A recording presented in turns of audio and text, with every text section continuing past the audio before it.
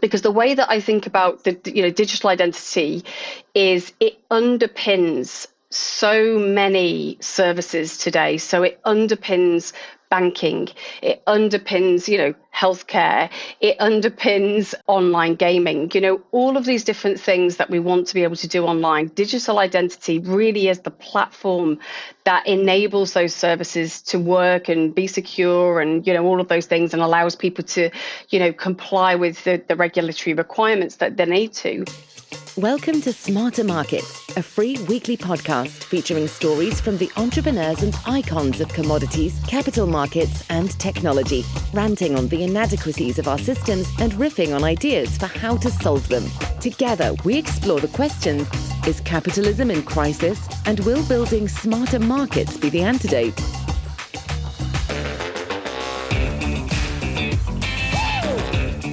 Welcome back to Smarter Markets, a weekly podcast that explores how financial and technology markets can be redesigned and improved to better serve market participants and society as a whole. Smarter Markets is brought to you by Abex, and I'm Michelle Dennedy, the host of Identikit Sequent X, our current long-form series examining the role of digital identity in advancing a consent-based economy. On today's episode of the series, I am delighted to welcome Emma Lindley, co-founder and executive director of Women in Identity, a not-for-profit organization focused on developing talent and diversity in the identity industry. Over a 16-year career in identity, Emma has held various executive-level roles, most recently as the head of identity and risk at Visa and as an executive advisor for TrustStamp, a provider of privacy-protecting technology for the identity industry. Ms. Lindley was instrumental in the commercial development of GB Group's position in the identity market back in 2003 and has been recognized in the Innovate Finance Power List for Women in 2016 and 2017. The KNOW Identity Top 100 Leaders in Identity 3 years in a row, and was voted CEO of the Year at the KNOW Identity Awards. Emma has an MBA from Manchester Business School and a lovely accent to match it, and has completed her thesis in competitive strategy in the identity market. Stay tuned. Identikit Sequent X with Emma Lindley is coming up next. And now, back to this week's episode of Smarter Markets. So welcome to Smarter Markets, Ms. Emma Lindley. Introduce yourself. We've all heard the formal stuff. Tell us who you are and what you're up to these days. Hey, Michelle, thank you very much for having me on. My name is Emma Lindley. I have worked in the digital identity industry for about 19 years. A whole bunch of kind of different companies. I started out life at GB Group. I've worked at a number of different companies, Confirm, which we sold to Capital One. I was head of identity and risk for Visa in Europe for a while. And I'm currently doing a couple of different really interesting contracts. And I'm also doing a whole bunch of board advisory work, including I'm on the editorial board of the Good ID movement. So let's dive right in there, because I think this is so fascinating. So let's talk a little bit about what the Good ID movement is and how we can apply it in our Smarter Markets context. Sure. So, I think as the identity market, the digital identity market has evolved, there has been, as with all of these things, things can be either tools or weapons. And people have really started to look at digital identity and gone, well, how potentially could it be used for bad things? And there are obviously a whole bunch of ways in which, digital identity could be used badly. And we've seen that most recently with the issue around biometrics in Afghanistan, and the concerns around the biometric systems there being used to identify people, by the Taliban for bad things. And so the Good ID movement was started by Omidyar Network, but it's really been a coalition and collaboration of organizations, really looking at the principles around what makes good ID. And, there are a number of different aspects to what really makes a good ID. One of those, which is one of the things that I'm really interested in and why I was asked to be on the editorial board of the Good ID movement, is really around inclusion.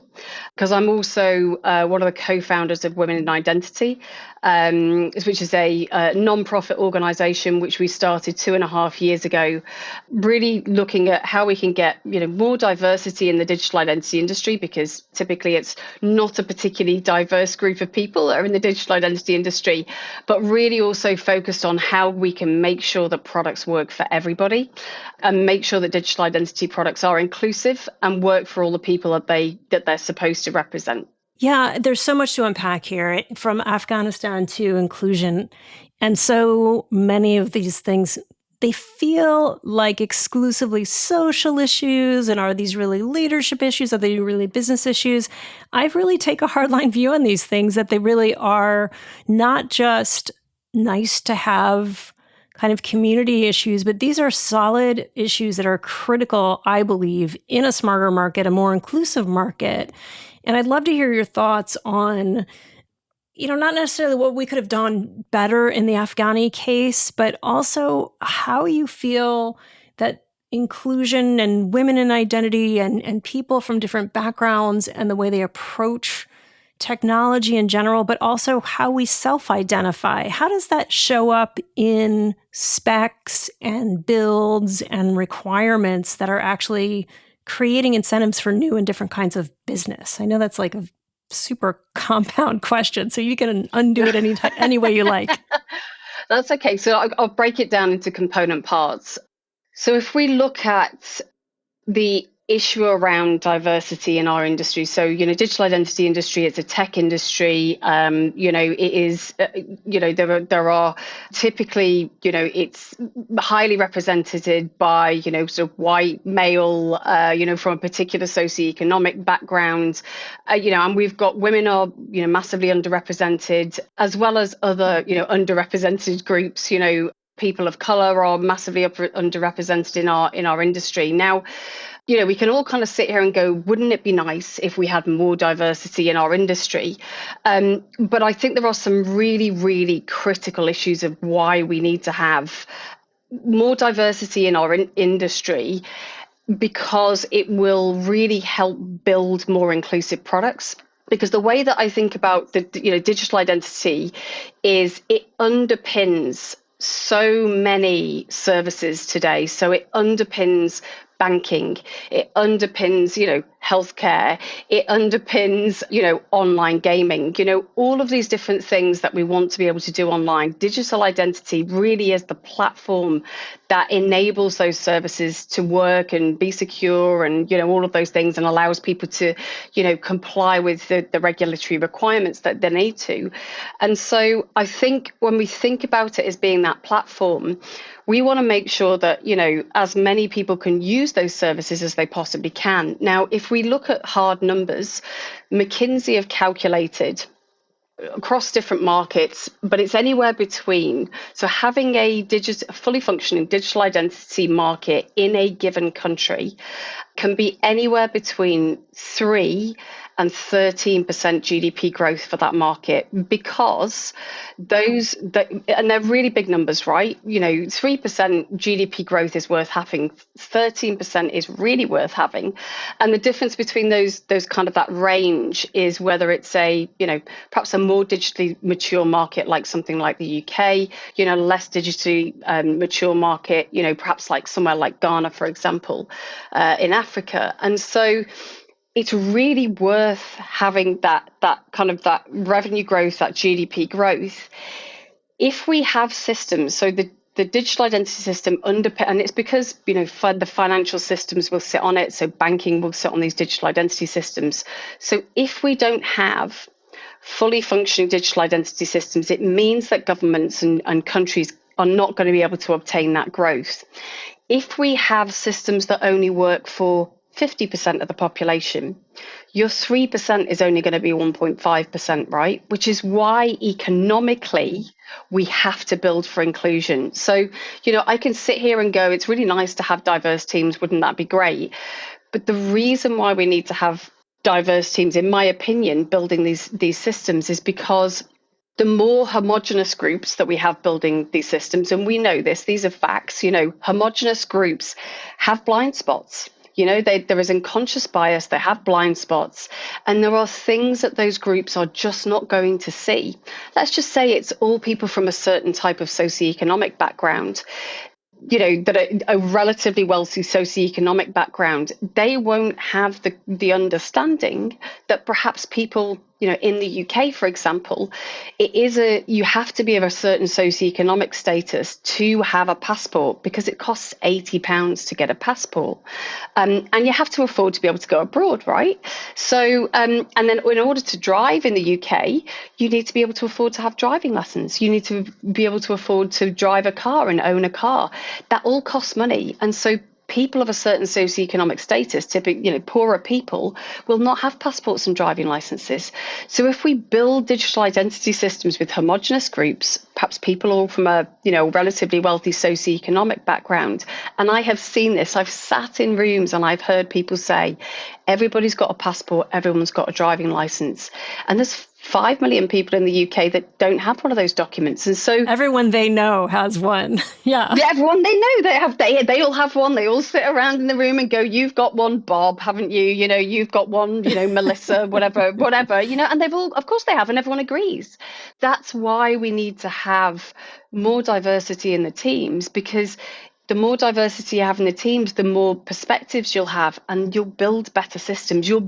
The people building the systems need to represent the people they're building the systems for, right? To actually make sure that they work for everybody, to allow us to get to those hard numbers of GDP growth.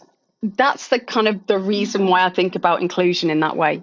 Yeah, and what I'm not hearing is like, oh, it's the right thing to do, and people are sad. It's like, no, you've come out of the banking and identity and credit. This is hardcore. And when I'm hearing 3 to 13% of GDP growth, I'm assuming that is not exclusive to the use of credit. That's got to spill over into different markets to make that much of an impact. 100%. It's also cost savings. So if we think about digital identity systems, they can take paper out of processes, they can improve operational efficiency because people aren't having to do things manually anymore. If we look at the cost savings that governments can make by having functioning digital identity systems.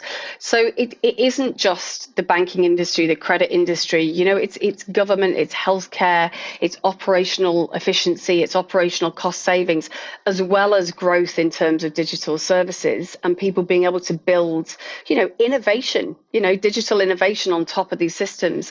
It really is the plumbing. And in order for us to have that GDP growth, we have to have everybody being able to use one of these systems, right? We have to include everybody. Otherwise, we have to accept that we're going to have less of a GDP growth. Yeah, and it's interesting, I think, sector by sector, and I'd love to hear your thoughts on this. Where do you think this digital identity or the digital authority happens, or are you thinking that it happens in sort of microtransactions? Where are you on that? Does it come from the government that hands us something that we all have and it's who we are and what we are? Or is there a way that this becomes a little more fractalized? And I want to get back to Afghanistan after this question, sort of that's sort of inspiring me. The way that I view this is that I believe that government does have to be at the table, but I don't believe that government has to own the systems. I don't believe that government has to own, citizens' identities. I think that we can build systems that can be public-private sector collaboration. Certainly, government has a lot of value to add because government has data sources that citizens can be validated against. That doesn't mean that, they have to expose that data. That doesn't mean that they have to share that data.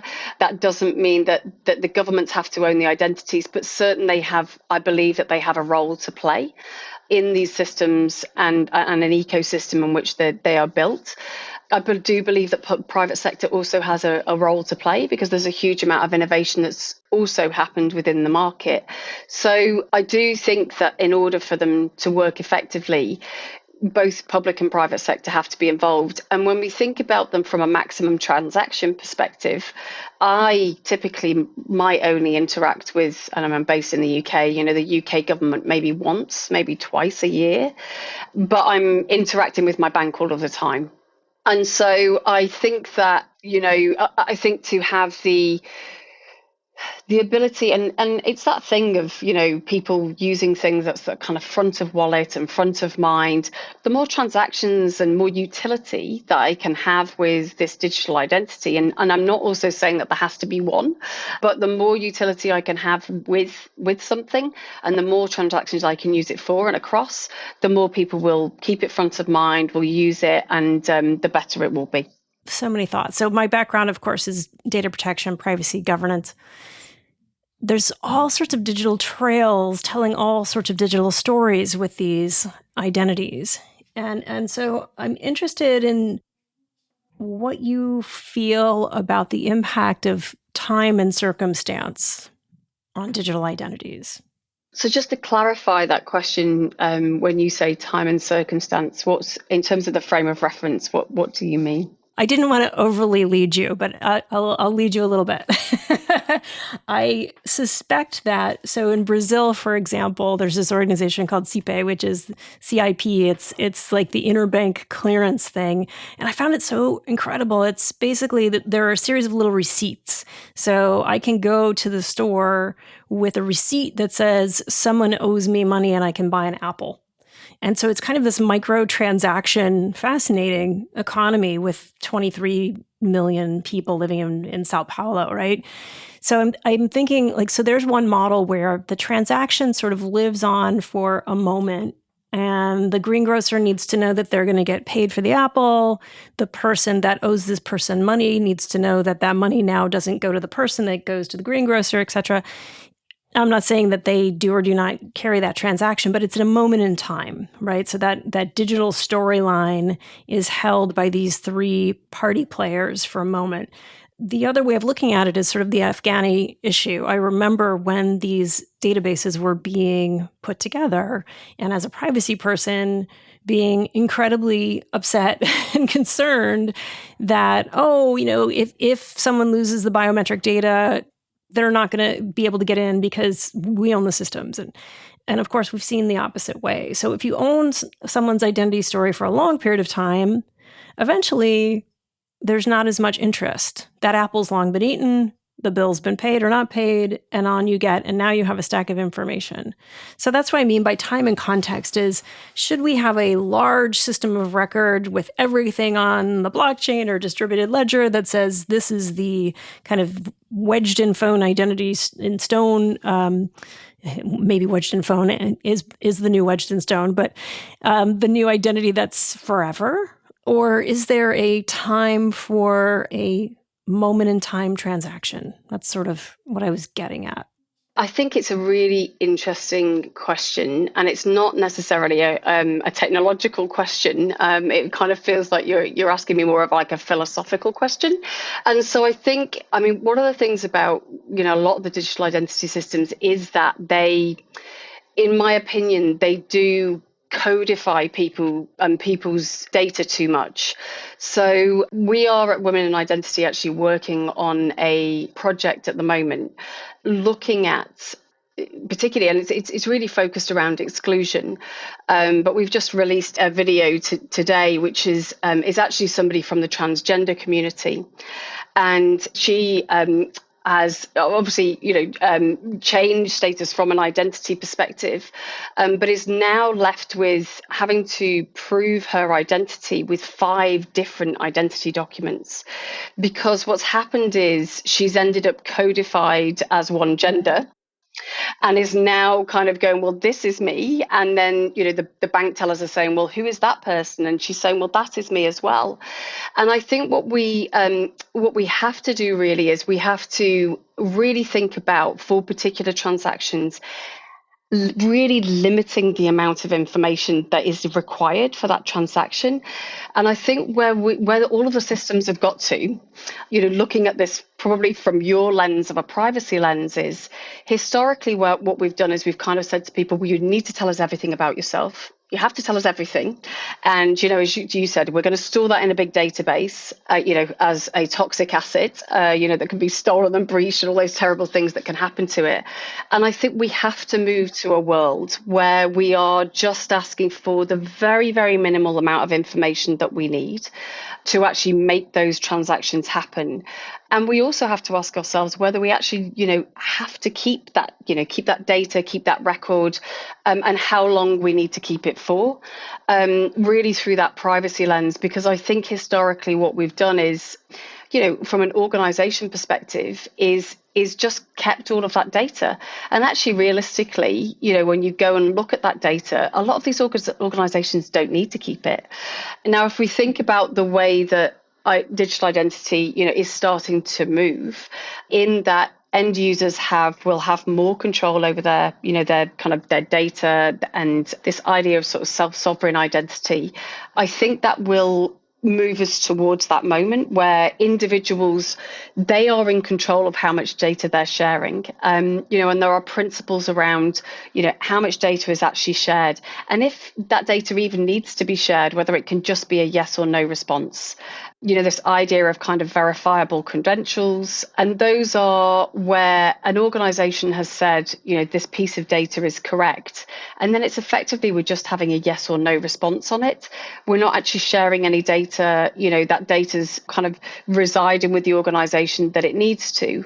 And we need to move away from this, large scale data gathering, because it is a risk. They're toxic assets and it's a risk. I love that you said that they were toxic assets. This has been sort of my analogy for years of don't collect if you can't protect. That's thing number one. And number two, as this moves around your organization, it's never going to be something that's not going to cause you liability if you're not curating it. And that creates a cost. So I share this belief of toxic assets, and I'm glad to hear it from someone who's been the interface in the banking industry to validate.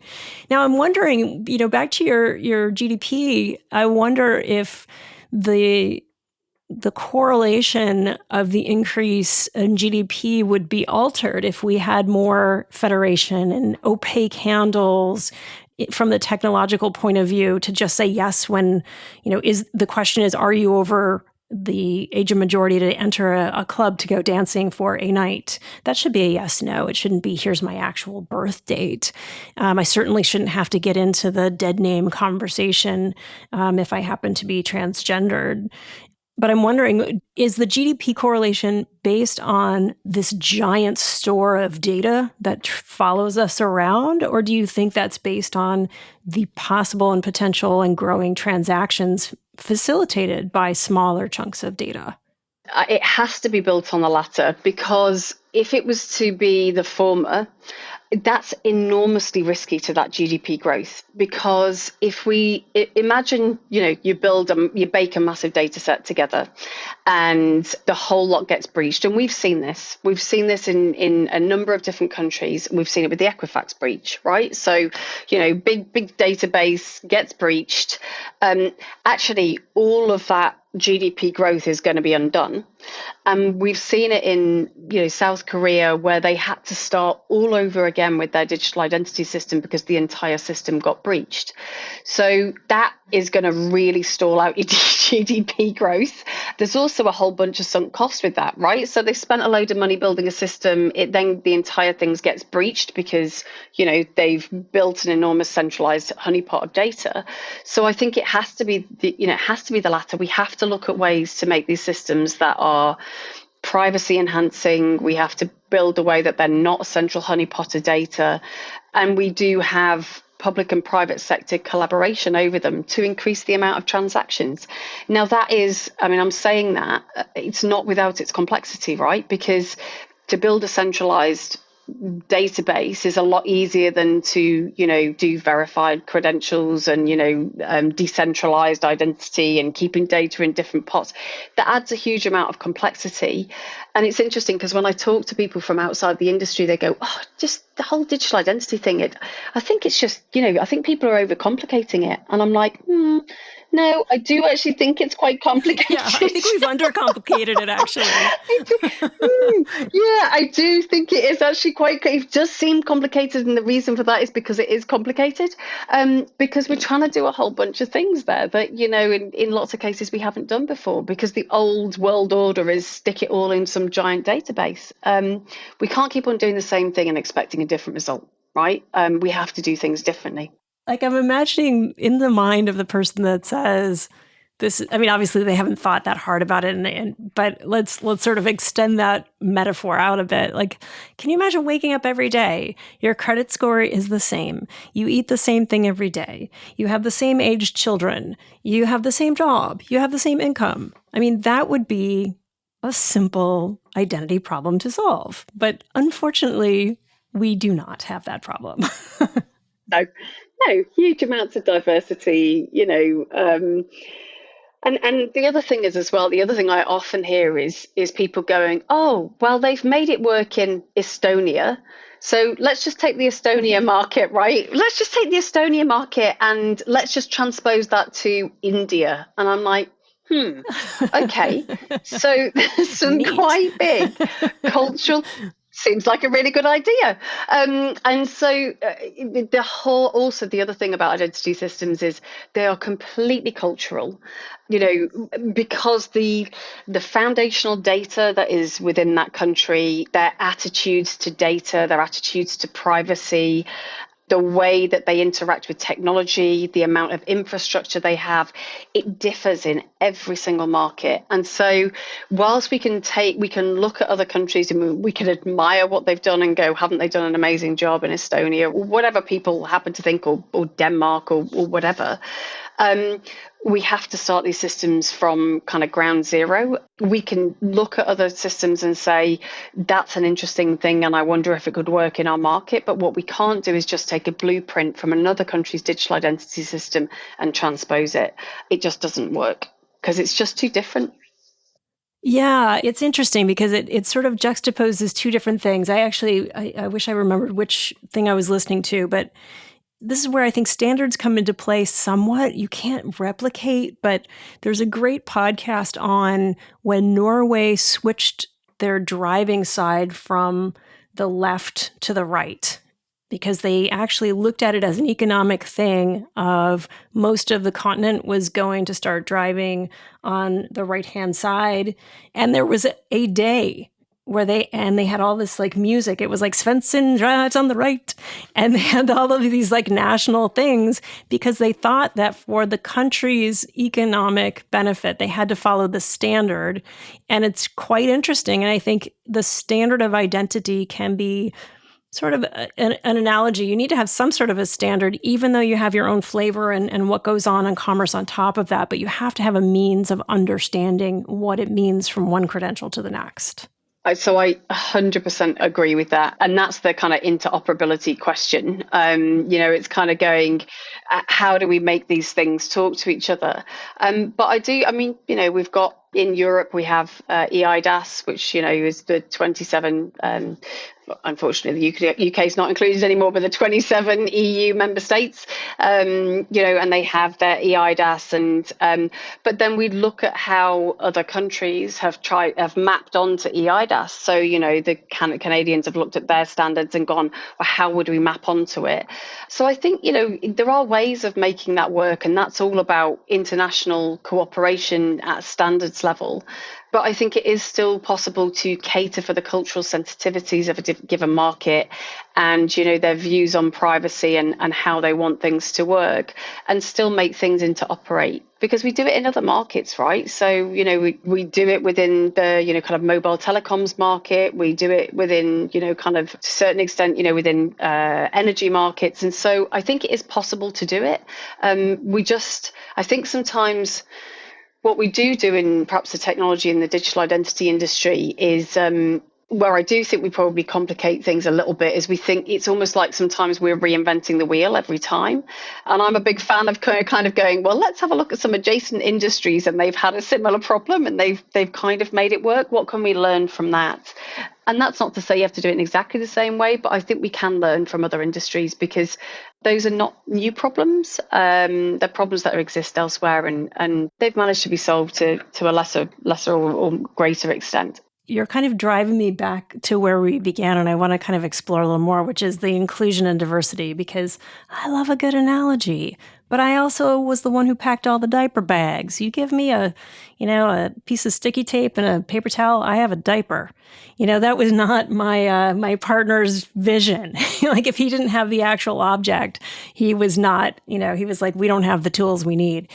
So where does that's my bias into it, is like I notice that people with similar backgrounds to myself tend to look horizontally for solutions, and we reuse and we recycle and we do stuff differently.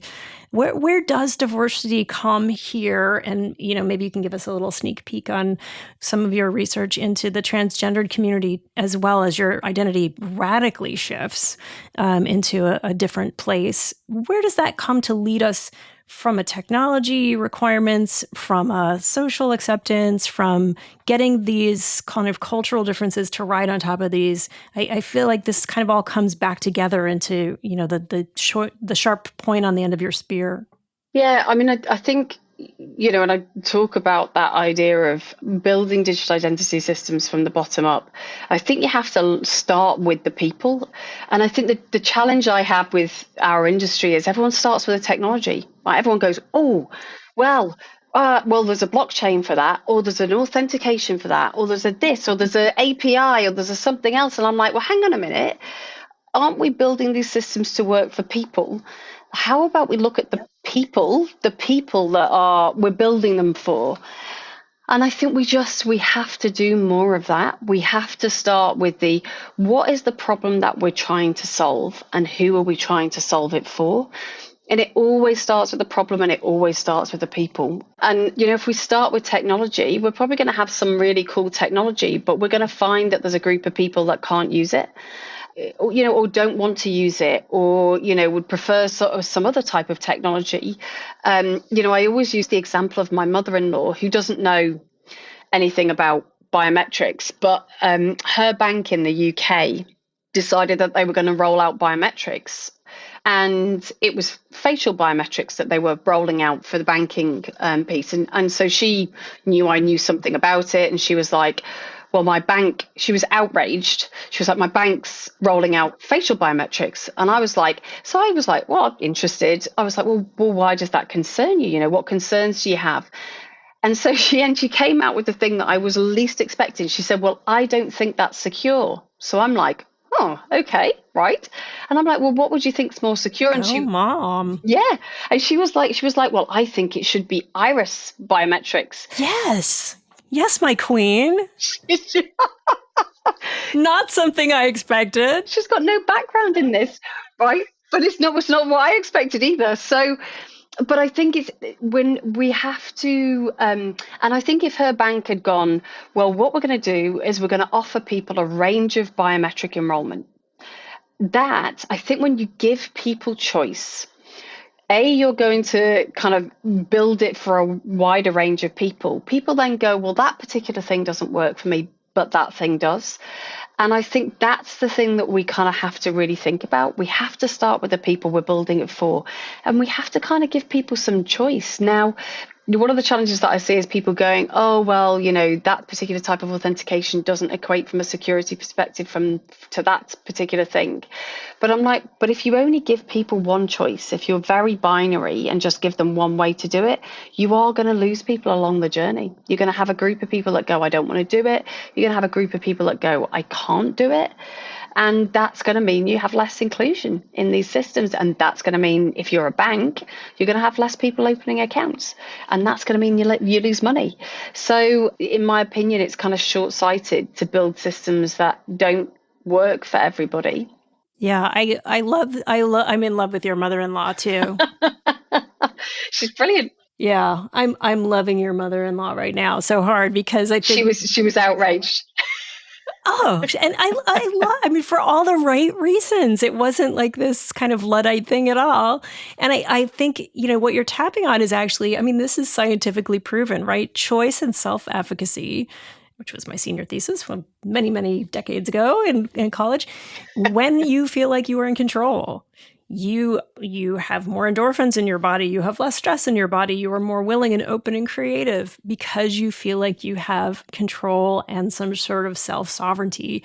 And to the bank's point, well, if the iris scan that she would be comfortable with, and she's probably like a Bond fan with that one. I love that so hard. If they think that's less secure than a full facial, I think, again, what is the outcome?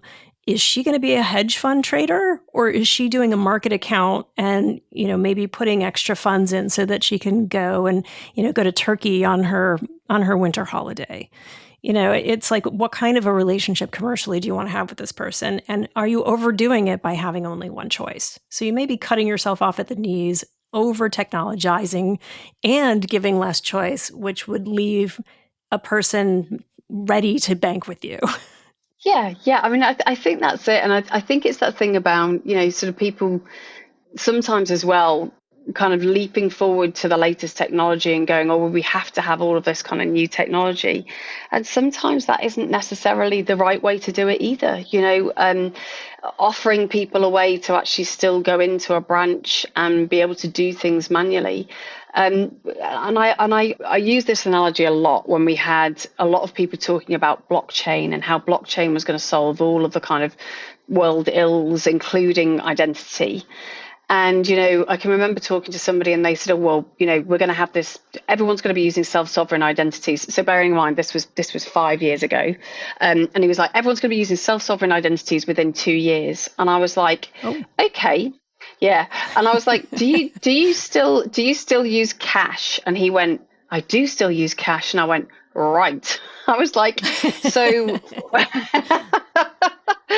do you have some cash in your wallet? Yes, I do have some cash in my wallet. And I was like, so you've got cards, you probably possibly still use checks. I mean, we don't use them so much in the UK, but I know that the checks are still used elsewhere.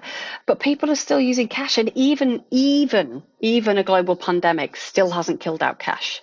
So, I think these kind of technological innovations, it takes a long time for people, kind of like general public to catch up with their understanding of them.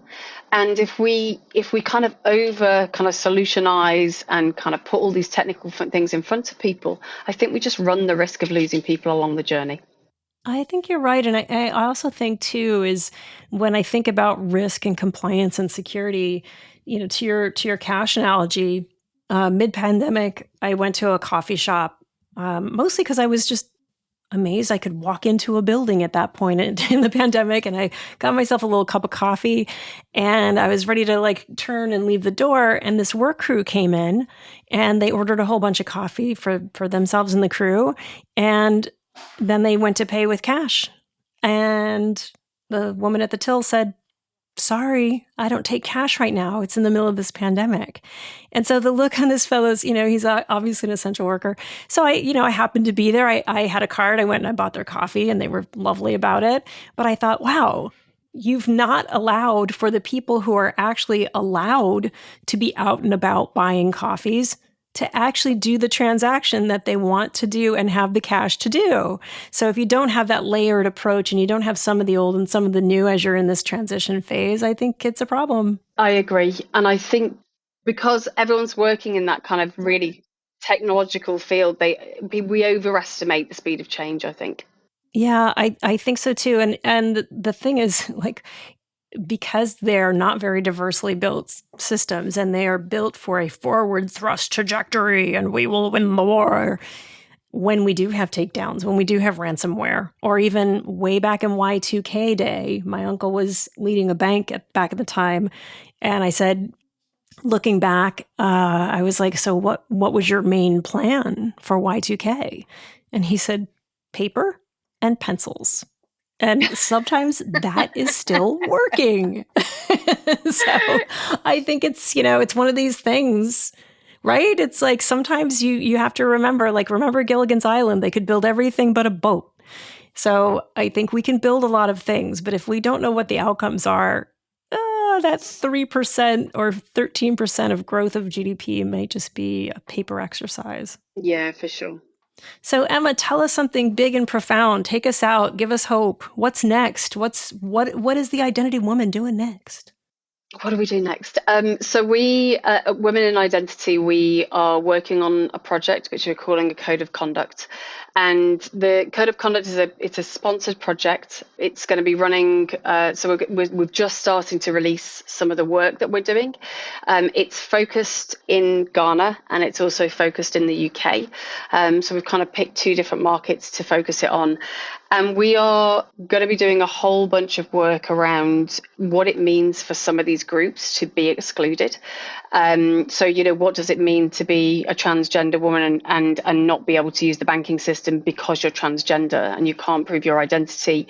What does it mean to be somebody with, a disability and unable to use a type of technology and then you can't get through the digital identity systems and therefore you're unable to access healthcare or government services?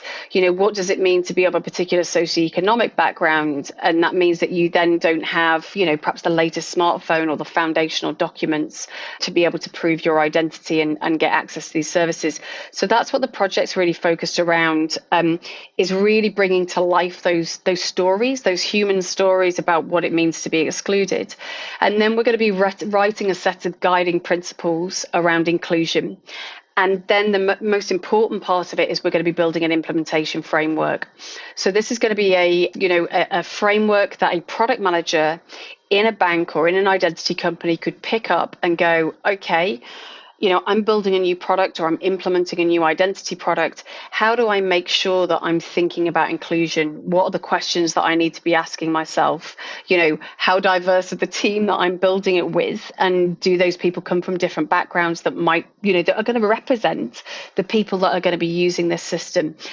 Because what we want to do is help the industry. We want to help the industry build better systems, because I believe that we can, to get to that point where we can have systems that allow this GDP growth. So that's the big thing that we're going to be doing. We've started at Women in Identity. We've just started to release some of the videos. Today is International Identity Day, and we've released our first video, and we're going to be releasing that over 2021 and through to 2022 to the industry to allow them to use it. I love it. And happy ID Day. I'm sorry, that was remiss. I did not bring some sort of a card or a chip. I did bring my Good iris. Timing. So, but I think this is so exciting. And so Women in Identity is what's the URL so people can access those videos and that content? The URL is www.womeninidentity.org. We've also got a YouTube channel. We're on Twitter as Women in ID, so you can just pick up any of the content from there. We're doing the work with an amazing partner, which is Caribou Digital. They've done huge amounts of work in this space around inclusion. So yeah, we're really excited about that project, and we think it's going to be really groundbreaking and really helpful for the industry. We hope you enjoyed this week's episode of Smarter Markets and our continuing examination of digital identity and its role in building a trust-based economy. Please help us get the word out about the podcast by leaving your ratings and reviews on Spotify, Apple Podcasts, YouTube, or your favorite podcast platform. Your support and engagement means the world to us, as does your help spreading the word about Smarter Markets via social media and word of mouth. On behalf of ABAX, I'm Michelle Dennedy. See you again next week.